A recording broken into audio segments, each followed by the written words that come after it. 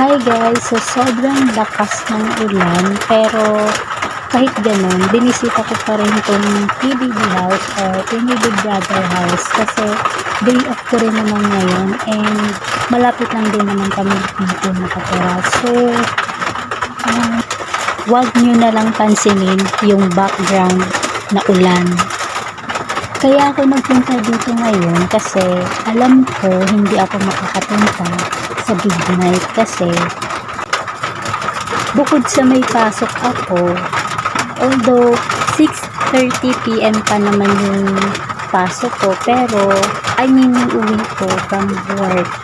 Pero marami kasing tao nun, obvious naman, diba? Saka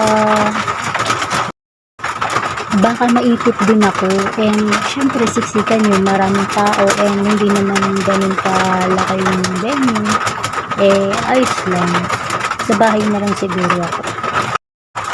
Bumoboto rin naman ako pero hindi ganun kalaki, pero sana makatulong siya kahit papaano. Yun lang, maraming salamat, literal na nagpadaan lang talaga ako.